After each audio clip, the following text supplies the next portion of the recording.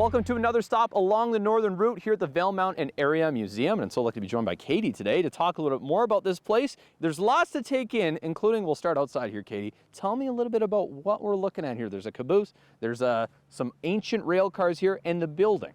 Yep, this building is the original train station that was built in 1914.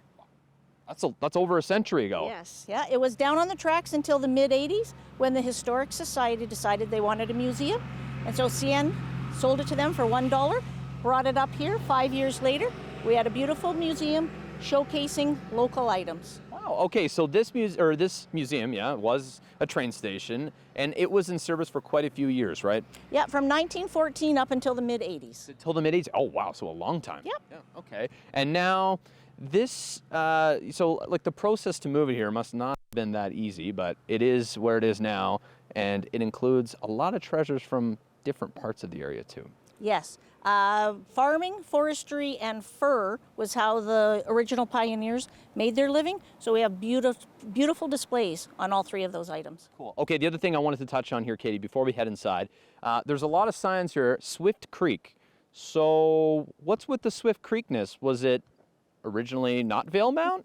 Correct. There was a private rail company that was coming through the Yellowhead Pass called Canadian Northern. Okay. And they originally placed the station at Swift Creek, which is about a kilometer north of this location.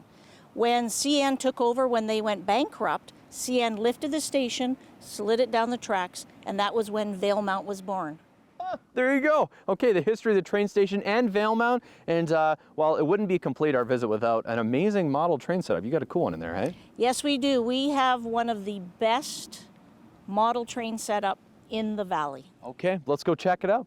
So when you come inside the Valemount Museum, you get the welcome area, then you turn and you get the model train area you've always wanted to see. How long has this been here, this model train exhibit? Unfortunately, I don't know the exact date, but it's been a work in progress over the years. Okay. So the museum opened in the mid-'90s, and it has been added to over the years continually. Makes sense, Valemount, a train community, so only fitting to have a model train area. Yes.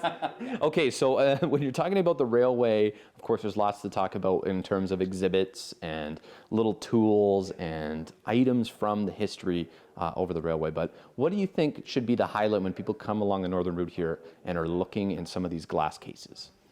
Well, there are very old memorabilia from the day-to-day lives of the employees that were working for CN and Canadian Northern and the Grand Trunk Railroad. Yeah, three. So that's rare, I feel like, in a community, Yes. right? Yeah, so a lot of artifacts from all three companies. And now lots of these artifacts, of course, were gathered by the founding members of the museum, right? Correct, yes. Those founding members were elderly ladies that were pioneers or descendants of the early pioneers in the Robson Valley. That's super cool, super neat. And now, of course, yeah, you have to come and visit here to really get the full scope. I mean, you can see a little bit through the camera here today, but it's just so much to take in, including, which I feel like should be our final stop downstairs, and a very famous lady, right? Yes. Ishbel Cochran was one of the founding members of the Valemount and Area Museum.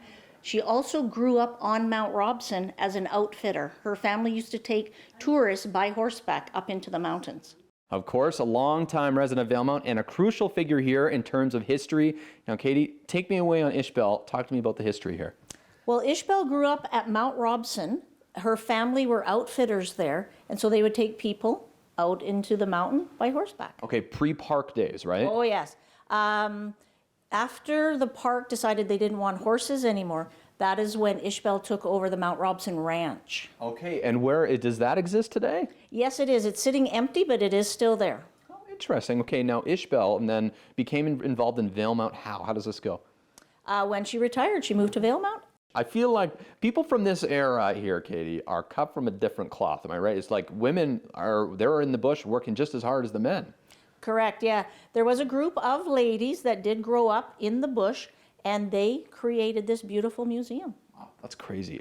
Ishbel Hargreaves now, I mean, is it a long shot to say a pretty big figure in BC's history in this area? Yes, definitely, 100% the Robson Valley And, icon. Yeah, and part of this like fur forestry and farming. Correct, yes. She was more into the tourism Okay. Like tourism, yeah. Really? Okay, so then I guess after she retired, became a member here at the Valemount Historical Society. Literally, once she retired, she dedicated her life to displaying items in this museum for generations to enjoy. It's crazy, when you look at the little pictures and stuff behind us here, Katie, you kind of get a taste that Ishbel was just like one of us. Liked to keep making cakes, scrapbooking, keeping the weather records. Like, it's just another one of the folks here in Valemount. Exactly, yeah. Awesome. Okay, well, if you want more about Valemount, more about Ishbel, come and take a visit here along the northern route to the Valemount and Area Museum. There's only one thing we have to do now, Katie. You know what it is? No. Get a stamp. Oh, on your passport. It's stamp time. And that concludes our visit here at the Valemount and Area Museum. Thank you.